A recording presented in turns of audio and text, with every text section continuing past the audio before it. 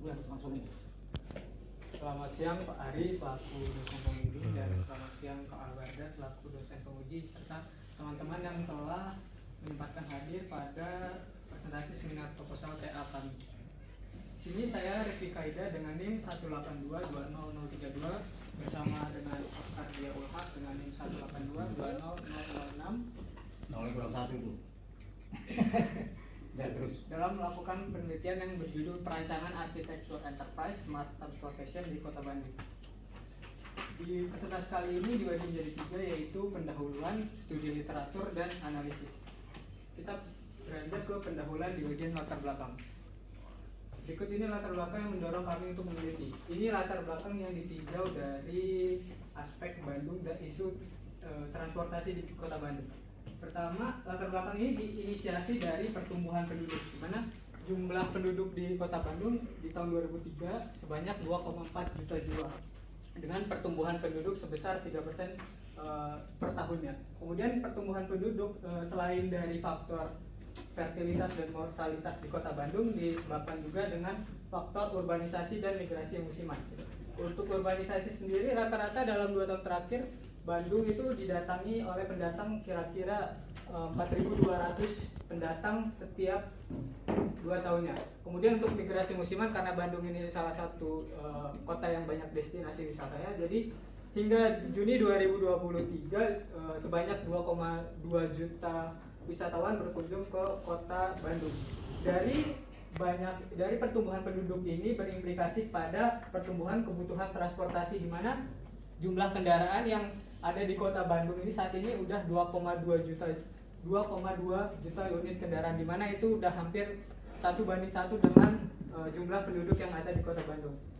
Pertumbuhan kebutuhan transportasi ini menimbulkan isu transportasi. Isu transportasi sendiri ini sudah dianalisis oleh Dinas Perhubungan Kota Bandung dan tercantum dalam rencana strategis Disub Kota Bandung 2019 sampai 2023. Contohnya yaitu dominasi kendaraan pribadi dibandingkan angkutan umum, kemudian kemacetan dan rendahnya kinerja yaitu kualitas dan kuantitas dari pelayanan angkutan umum. Dari isu transportasi yang ada di Kota Bandung memungkinkan yaitu wacana dari smart transportation, di mana wacana ini berasal dari pemerintah Kota Bandung dan juga para akademisi yang mengusulkan agar sistem transportasi di Kota Bandung itu bertransformasi menuju smart transportation.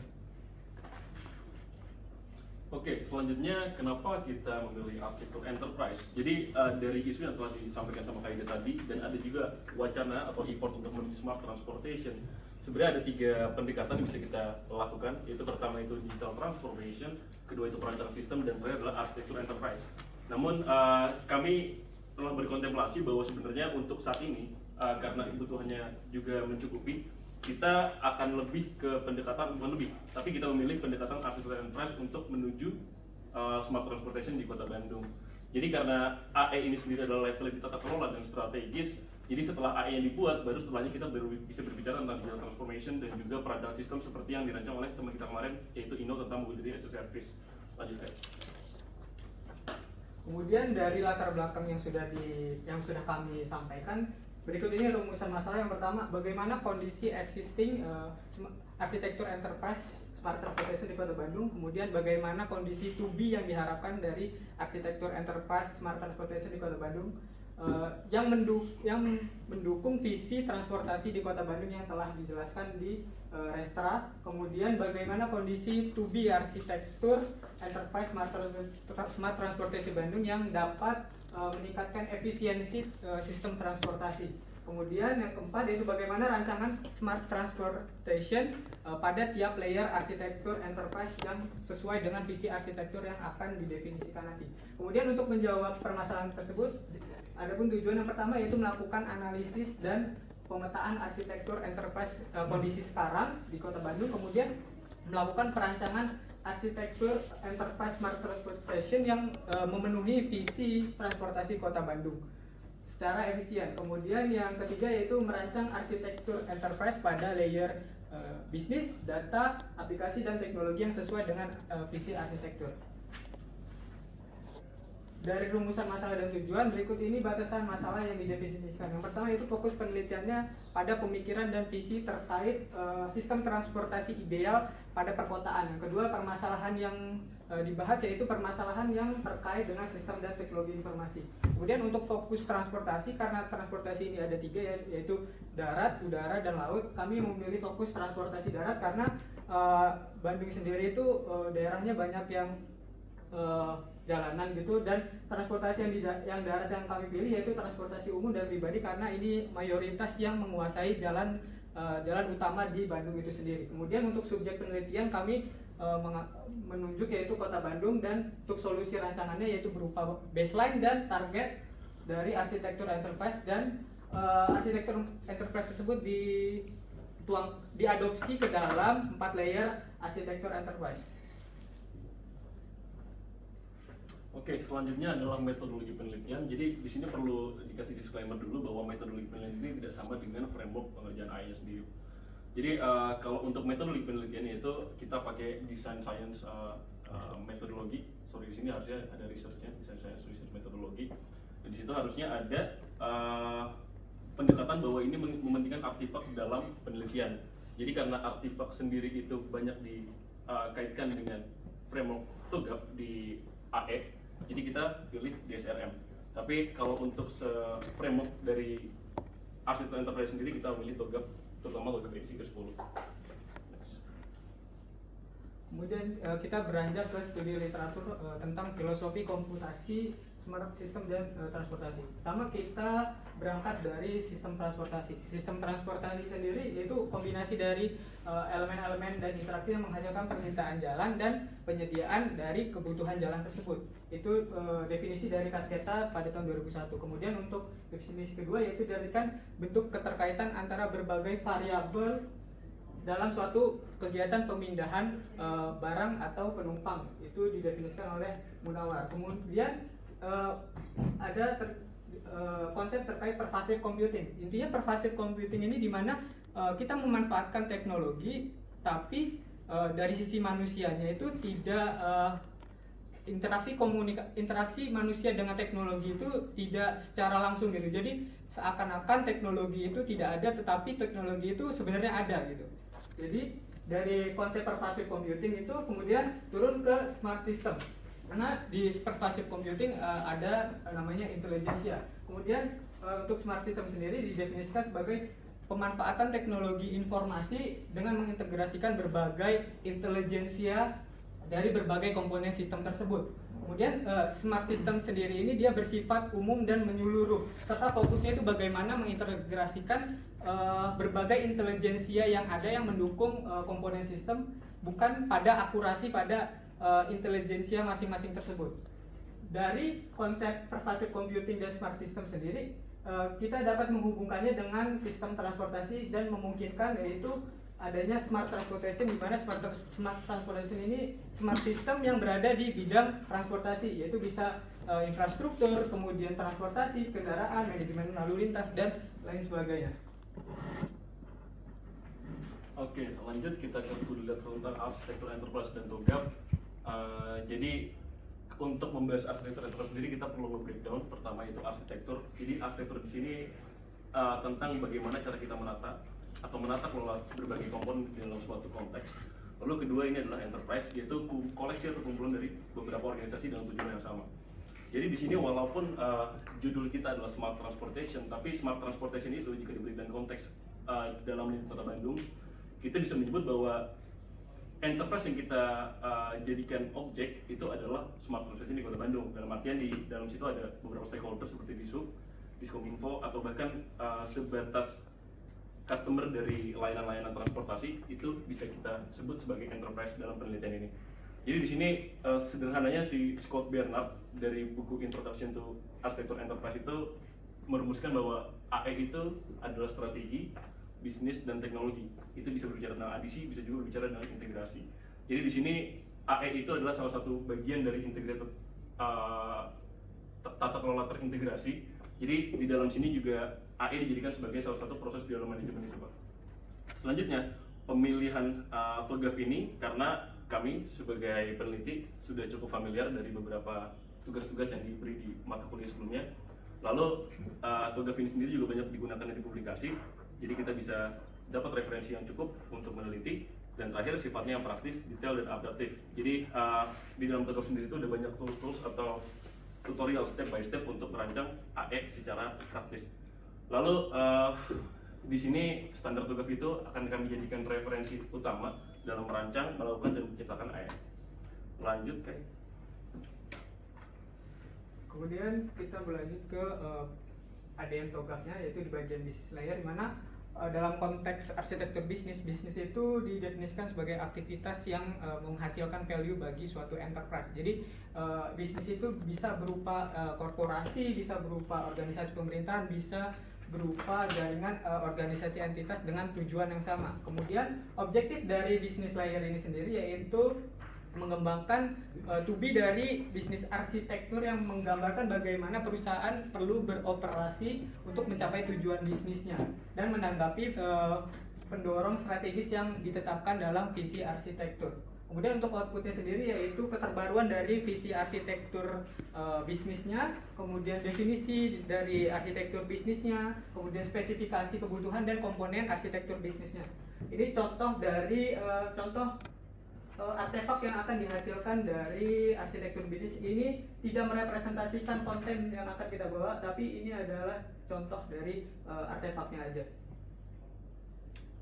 Kemudian dari bisnis arsitektur kita lanjut ke sistem information system arsitektur. Di TOGAF sendiri information system itu terdiri dari dua arsitektur, yaitu data arsitektur dan aplikasi arsitektur. Kemudian untuk di data arsitektur intinya bagaimana data itu dikelola dan disimpan, sedangkan untuk di sistem di aplikasi sendiri itu mewakili sistem dan aplikasi yang berhubungan dan keterkaitan antara proses bisnisnya. Untuk objektifnya sendiri yaitu to be information arsitektur yang memungkinkan visi dari arsitektur dan bisnis arsitektur itu tercapai. Kemudian untuk outputnya sendiri yaitu keterbaruan dari visi arsitektur informasi, kemudian dokumen dan spesifikasi dari arsitektur informasi. Ini juga contoh artefak yang akan dihasilkan dari information system architecture. Oke, selanjutnya adalah teknologi layer di TOGAF. Jadi kalau secara umum mungkin teknologi kita sering mendefinisikan sebagai suatu alat atau perkakas atau bahkan metode untuk membantu manusia mencapai suatu tujuan. Tapi di sini kalau di TOGAF, teknologi itu lebih didefinisikan sebagai sebuah infrastruktur atau objek yang memungkinkan data untuk diolah dan aplikasi untuk beroperasi. Jadi di sini teknologi itu sebagai enabler dari data dan aplikasi, sementara data dan aplikasi sendiri itu diciptakan untuk membantu ketercapaian tujuan bisnis. Lalu objektifnya yaitu dari penelitian ini terciptanya to be teknologi arsitektur yang memungkinkan visi arsitektur dengan menargetkan tercapainya bisnis, data, dan aplikasi. Lalu nanti outputnya atau deliverable-nya adalah keterbaruan pada visi arsitektur yang dilakukan pertama kali. Lalu ada dokumen-dokumen dan spesifikasi kebutuhan arsitektur teknologi. Nah, lalu ini beberapa contoh dari artefak atau diagram di layer ini. Yang pertama ada environment diagram, ada platform decomposition, ada juga processing yang umumnya akan selalu berbicara tentang networking atau deployment. Lanjut. Oke, jadi ini transportasi Kota Bandung. Di sini Dinas Perhubungan Kota Bandung memiliki peran yang penting dalam merencanakan, mengelola, dan juga mengawasi sistem transportasi di Kota Bandung. Disub berperan sebagai major stakeholders yang kami untuk sepengetahuan kami saat ini adalah pihak yang memiliki suatu sistem atau setidaknya menggunakan sistem smart transportation itu sendiri. Lalu visinya adalah sesuai dengan konteks Dinas Perhubungan, itu terwujudnya sistem transportasi kota yang lebih baik. Lalu itu misinya, dan ini rencana strategis Dinas Perhubungan Kota Bandung. Ini akan jadi arah dan pedoman dalam beberapa aspek penelitian. Yang pertama itu kita gather beberapa permasalahan transportasi dari dokumen ini. Walaupun mungkin ini 2019 sampai 2023, tapi setidaknya untuk sekarang kita punya baseline gitu. Lalu dijadikan referensi juga untuk menggali beberapa bisnis proses di dalam Disub, lalu juga masalah isu seperti yang dibilang tadi. Dan terakhir adalah fakta bahwa mereka mengklaim ada upaya untuk menuju smart transportation. Oke, berdasarkan dari Renstra dan kami menggunakan klasifikasi people road vehicle, berdasarkan intelligent transportation system di konsep, yaitu berikut ini indikator yang telah kami gather dari isu yang telah ada di Renstra. Yang pertama, indikator kenyamanan, itu dia dimensinya ada dua, yaitu di people dan vehicle. Untuk di people-nya sendiri itu dia terkait kondisi angkutan umum, pemakaian angkutan umum. Kemudian untuk vehicle-nya itu dari kondisi angkutan umumnya itu sendiri, yaitu yang sudah tua. Kemudian indikator terkait ketersediaan informasi jalur transportasi itu masih tidak real time. Kemudian untuk kinerjanya itu berkaitan dengan people, yang mana tingkat pengetahuan dan disiplin operator itu masih rendah. Ini operator yang dimaksud ini ya seperti supir gitu kan. Kemudian untuk manajemen kepengusahaan itu dimensinya vehicle, karena sistem kepemilikan angkut sendiri itu masih dimiliki oleh swasta. Kemudian terkait manajemen juga, mekanisme pendapatan dari supir angkut sendiri itu juga berdasarkan banyaknya penumpang yang dia dapatkan. Dan juga untuk roadnya sendiri, fenomena mengetem ini yang sudah cukup bikin gerah bagi masyarakat sekitar. Kemudian ada isu kemacetan, di sini ada 3 dimensinya: road, vehicle, people. Kemudian manajemen lampu lalu lintas ini berkaitan dengan road. Kemudian biaya transportasi berkaitan dengan people, dan sistem pembayaran transportasi yang berkaitan people, di mana pembayaran masih dilakukan secara tunai, dan tarifnya itu tidak konsisten. Kadang-kadang supir angkot itu memanipulasi atau membohongi dari penumpang itu sendiri. Oke, selanjutnya adalah rancangan solusi. Ini berbicara tentang progres kita, progres penelitian. Jadi untuk sekarang berdasarkan DSRM masih di 2 fase pertama, yaitu identifikasi masalah dan juga mendefinisikan objektif solusi. Nah, untuk di bagian developmentnya sendiri ini udah ada satu proses yang udah kita lakukan berdasarkan tugas ADM. Jadi development ini kami interpretasikan sebagai di dalamnya itu ada perancangan AE itu sendiri, dan AE itu sendiri berdasarkan tugas kita turunkan berdasarkan ADM-nya. Jadi untuk preliminary seperti mengumpulkan sumber daya, juga ada desk research untuk mengumpulkan isu-isu yang publik atau tidak spesifik ngomongin tentang kebutuhan arsitektur, itu udah kami lakukan. Lalu selanjutnya adalah visi arsitektur yang akan kami tentukan secara bersama-sama setelah melakukan interview dengan beberapa stakeholders. Lalu ketiga ini dikerjakan oleh Kaida, yaitu arsitektur bisnis, data dan aplikasi, dan saya akan mengerjakan arsitektur teknologi. Jadi setiap dari ADM-nya itu sendiri akan menghasilkan perubahan-perubahan yang diupdate ke requirement management. Oke, jadi solusi penelitiannya seperti yang sudah di-spill sebelumnya. Jadi kita akan membangun sebuah rancangan arsitektur enterprise smart transportation di Kota Bandung untuk memenuhi visi transportasi Bandung dengan menciptakan model tata kelola pada cakupan smart transportation. Nah, deliverable-nya sendiri itu adalah dokumen, tapi di dalamnya mencakupi existing arsitektur dari keempat layer ini sendiri, lalu to be arsitektur dari keempat layer ini juga, dan saran implementasi arsitektur bagi stakeholders. Sebenarnya saran implementasi itu sendiri ada di ADM selanjutnya, yaitu fase ke-6 berarti fase F, yaitu opportunities and solution. Terus setiap pengerjaan fase-fase ADM direncanakan untuk dilakukan dalam 2 iterasi. Itu maksudnya adalah kita pertama-tama analisis dulu existingnya, lalu buat to be arsitekturnya, dan setiap iterasi itu bisa menghasilkan perubahan dari requirement management yang juga bisa diadopsi lagi ke visi arsitektur. Oke, ya ini stakeholders penelitian, ada mungkin akan lebih banyak, tapi untuk kepentingan presentasi kami simplifikasi menjadi seperti ini. Di sub ini sebagai owner dari sistem, yaitu kita pengen dapat pengetahuan tentang visi transportasi lah, relevansi untuk mencari visinya, yaitu bisnisnya tadi pengen kita analisis, lalu kondisi dan kebutuhan operasional. Lalu ada Diskominfo. Diskominfo ini kami belum dapat data pasti mengenai apakah mereka ini yang menciptakan sistemnya atau mereka membantu dalam pengelolaan sistem. Tapi jika iya, maka kami perlu untuk interview juga Diskominfo-nya. Lalu ada di situ tukang angkot, tapi sebenarnya lebih ke operator dari transportasinya sendiri. Dan terakhir ada Dilan dan Milea sebagai publik atau customer dari layanan transportasi. Nah, di sini kenapa di sub-hype? Karena seperti yang bilang tadi, mereka sebagai owner. Tapi kita sepertinya juga akan analisis lagi, kira-kira divisi yang mana yang di sub yang berperan paling tinggi dalam penelitian ini.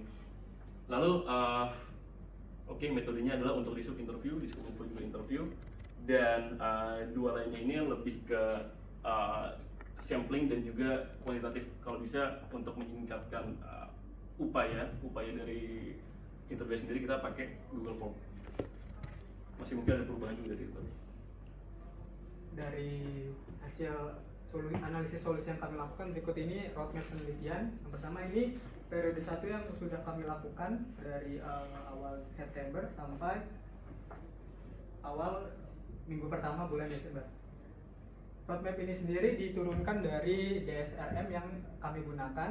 Kemudian untuk periode kedua yaitu berkaitan dengan perancangan, kemudian demonstrasi, evaluasi, dan mengomunikasikan hasil. Untuk perancangan sendiri itu dilakukan kurang lebih selama 3 bulan. Kemudian untuk demonstrasinya itu dilakukan kurang lebih 1,5 bulan, dan untuk evaluasinya dilakukan kurang lebih 1 bulan lebih, dan untuk komunikasinya kami lakukan selama 2 minggu, yaitu akhir penelitian ini yaitu pada minggu kedua bulan Juni 2024.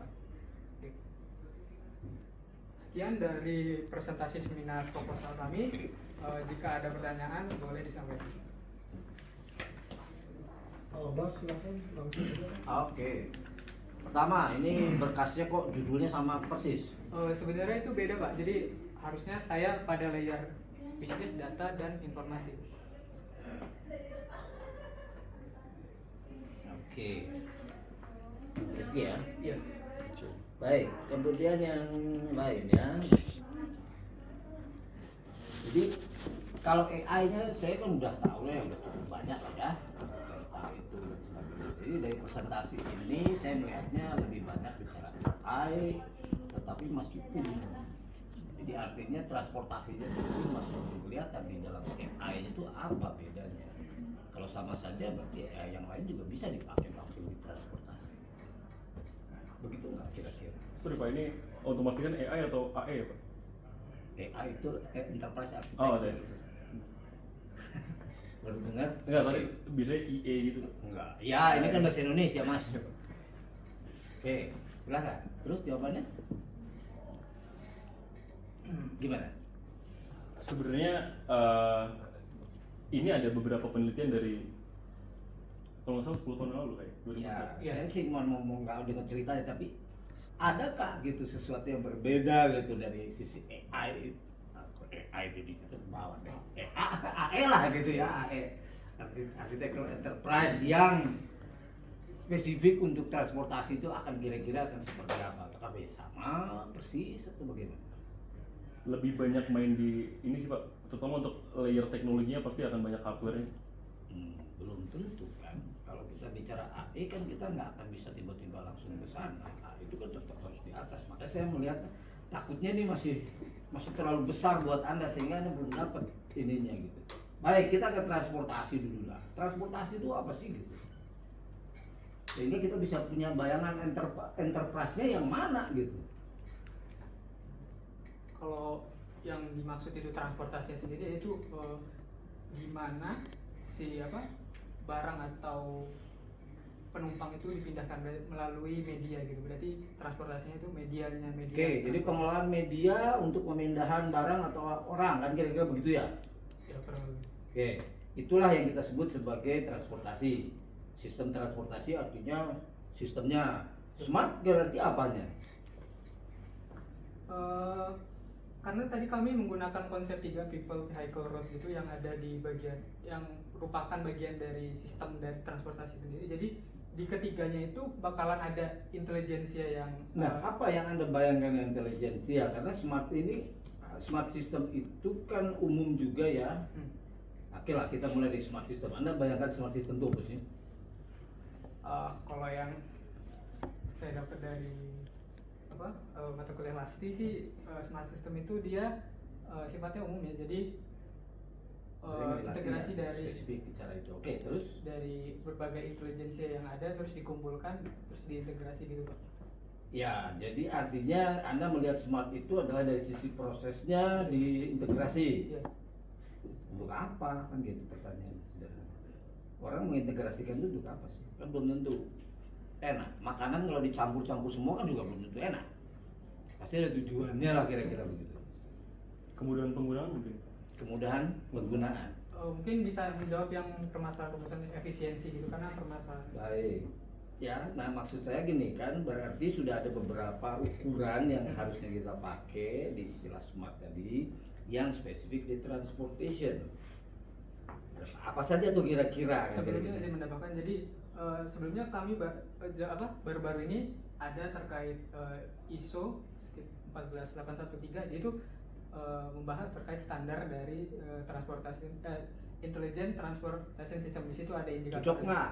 Belum Itu tentu kami- sama loh. Ya, untuk saat ini kami melihat dokumen sekilasnya itu di situ ada domain-domain dari layanan dan di bagian domain itu ada Nah, justru poin itu yang saya justru mau tanya gitu loh. Domain-domainnya itu yang saya kira di perancangan AE-nya nggak kelihatan gitu malah. Jadi maksud saya ini nggak nyambung, belum nyambung gitu dengan transportation-nya gitu. Ya, jadi harus dapat dulu definisi yang clear kan. Tadi domain-domain atau ukuran-ukuran apa sih yang orang mau dapat ya. Misalnya kenapa sih orang ingin smart system ya? Karena ingin supaya pengguna itu nyaman gitu kan. Kalau pakai bahasa yang lebih sederhana misalnya safe and secure misalnya, itu kan jelas ukurannya. Ya. Nah, kemudian transportation itu kan juga cuma angkutan umum. Nah, di punya perancangan Anda kan hanya bicaranya lebih ke transportasi umum. Sini kan udah membuat transportasi umum dan transportasi. Nah, tapi yang ini di dalam rancangan yang tadi yang di penelitian-penelitian yang berikutnya malah nggak muncul. Yang muncul kan tadi angkotnya segala macam. Jadi di bagian Renstra itu sebenarnya banyak. Ini saya kasih pertanyaan sederhana aja lah. Oh, ya. Kalau kita bicara transportasi, jalan itu masalah bukan? Masalah. Ada nggak di sini infrastruktur jalan? Enggak kami masukin karena Nah, poinnya kan di situ. Poin saya harus dapat dulu domainnya. Kalau media berarti ada alatnya, ada jalannya, mungkin ada lampu penerangan, mungkin kalau malam orang nggak nyaman, misalnya begitu. Pak izin bertanya Pak. Berarti kami kan tadi mau coba kayak yang people vehicle road itu. Kalau nggak jangan pakai jadwal smart system kalau anda nggak mau itu. Nah berarti people vehicle dan satu lagi variable road itu kurang lebih sudah cukup People, tepat untuk dimensi. mana? Ini Pak. Itu dimensi. Iya. Tapi kan indikatornya malah nggak ada. Nah, Indikatornya kan angkutan umum ini kan kamu dapatkan dari Dishub. Betul. Kalau anda mau bicara smart system atau smart transportation, orang Dishub aja belum tentu ngerti. Mereka kan nggak pernah belajar yang begitu. Anda yang belajar. Jadi nggak cukup hanya indikator seperti itu. Makanya harus define dulu transportation itu bicara apa saja. Ya kan, ya transport alatnya, media, ya infrastrukturnya, jalan dan sebagainya, jembatan, itu di-define dulu sehingga nanti juga kelihatan enterprise-nya itu siapa aja gitu. Anda tadi kan nyebut enterprise-nya banyak tuh kan di depannya, multi enterprise kira-kira begitu. Siapa gitu enterprise-nya? Sudah belum terdefine? Belum, PO Pak. masuk belum? Belum Pak. Nah, berarti belum terdefine. Sehingga begitu Anda bicara visi arsitektur belum kelihatan tuh nanti. Betul. Padahal mau membuat AE itu kan visi arsitekturnya dulu yang dibuat. Betul, Pak.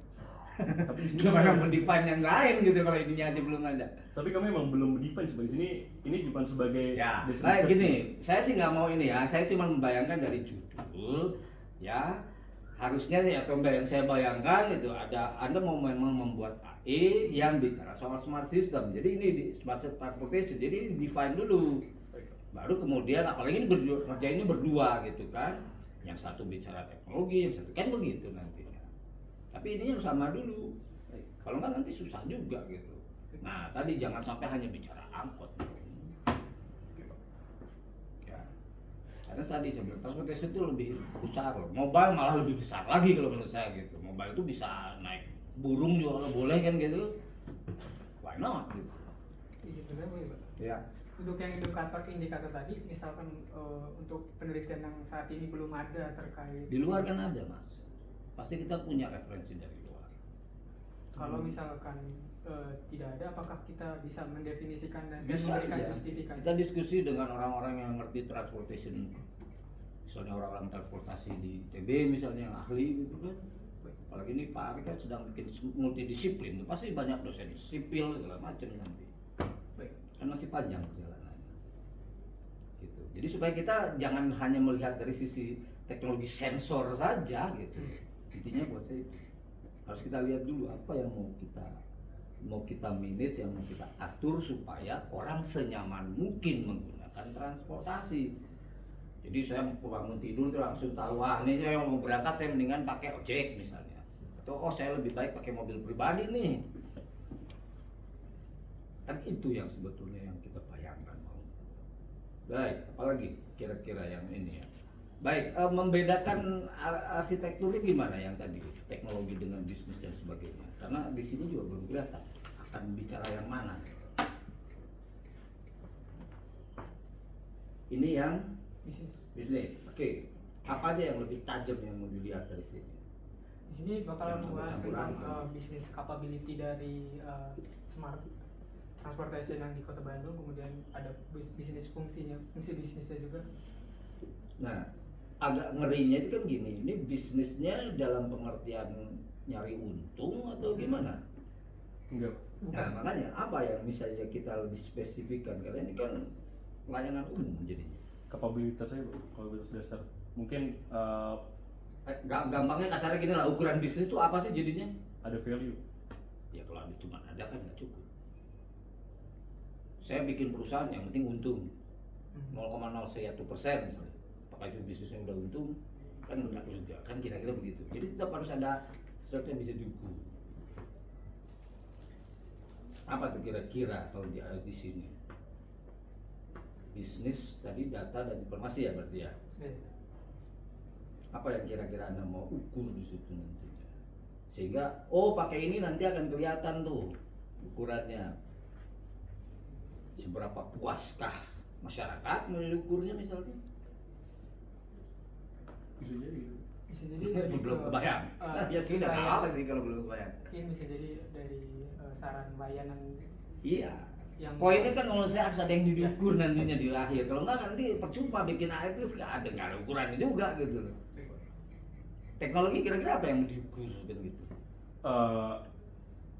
Kalau saya sebut bahwa dari aplikasinya sendiri itu udah tercapai visinya Pak dengan teknologi saya, itu jadi indikator kan? Misalnya saya berbicara jadi kalau sih jadi, tapi itu tetap balik lagi kan kita mendefine arsitektur teknologi itu tujuannya untuk apa? Pasti di TOGAF udah jelas tuh. Nanti silakan diskusi dengan Ari ya. Tetapi poin saya adalah outputnya harus clear nih nantinya. Anda bikinkan ini apa sih yang kita peroleh nantinya? Ya baik untuk di subnya mungkin, kalau jalan raya tadi ada PU mungkin yang harus tanggung jawab, dan penerangan mungkin PLN mungkin yang harus tanggung jawab. Banyak loh. Terlibat transportasi itu nggak bisa sedikit gitu loh. Satpol PP kena juga mungkin gitu. nah ini masalah implementasi juga Pak, scopingnya tuh Iya, ke pembimbing lah nanya ke saya, tapi saya yang pusing mereka sih. Tapi kan gitu, karena ini multi enterprise ya justru harus kita define. Kalau saya kan gampang, kalau terlalu banyak oke kita akan fokus di mananya dulu. Di moda transportasi, oke moda transportasi saja kita fokus, bisa aja gitu. Tapi ya silakan ke pembimbing dengan saya. Tapi kalau dari judul kan begitu, Anda harus bisa define dulu. Tidak aneh kita mendefine sesuatu yang besar-besar, kecil-kecil, ujungnya hanya angkot misalnya, oke juga gitu. Tapi jelas alasannya kenapa itu yang dipilih. Gitu Pak Ari. Kira-kira temannya ada yang mau Silakan. nanya? Kalau ada yang mau ikut bertanya. Ya. Jadi ini diversifikasi antara Anda berduanya juga belum kelihatan nih. Ya. Karena walau bagaimana nanti masing-masing harus beda gitu. Ini bukan Capstone ini lain ceritanya. Ya mungkin saya ingin namakan sedikit aja, bukan pertanyaan, tapi mengingatkan ya. Termasuk bagi yang ikut hadir di sini yang lain. Jadi tidak sedikit yang menggunakan atau mengkaitkan tugas akhir itu dengan EA ya, Enterprise Architecture, baik yang saya bimbing maupun yang lain. Tadi saya lihat yang dibimbing Pak Suwono pun ada yang saya ingin mengingatkan bahwa EA dengan pengembangan sebuah sistem itu berbeda. Coba saya ingin tahu apa bedanya. Saya merancang EA untuk sebuah institusi misalnya, atau entah bisa sebuah apa. Lalu saya merancang aplikasi, apa persamaannya dan apa perbedaannya? Kalau dalam konteks ini mungkin pembangunan sistem itu kalau ideal diturunkan dari penemuan-penemuan pada arsitektur. Misalnya di gap dan kita memerlukan itu, dan misalnya ada konsiderasi lain dalam arsitekturnya, mungkin kita baru bisa berbicara tentang perancangan sistem. Jadi apa? Skopnya, Pak. Ini aja jawabnya. Apa persamaannya dan apa perbedaan? Persamaannya sama-sama ingin membantu enterprise itu sendiri untuk mencapai suatu tujuan, tapi kalau AE itu berbicara tentang tata kelolanya, kalau sistem itu lebih bicara taktiknya, mungkin taktik atau mungkin apa ya disebut inisiatif, enggak juga, tapi jauh lebih spesifik perancangan sistem daripada AE. Jadi AI itu tata kelolanya. Mencakupi tata kelola, tapi saya kurang tahu apakah itu purely ngomong tentang tata kelola. Di Toga fokusnya nggak tata kelola, maka ada yang lain yang fokus apa? Malah meng-highlight tata kelola. Salah. Oke ya, semua dengarkan ya, termasuk Anda berdua. Jadi persamaannya merancang solusi lah, sistem development dan EA sama-sama desain, sama-sama merancang. Bahkan untuk bagian tertentu sama-sama merancang arsitektur. Apa itu arsitektur? Susunan.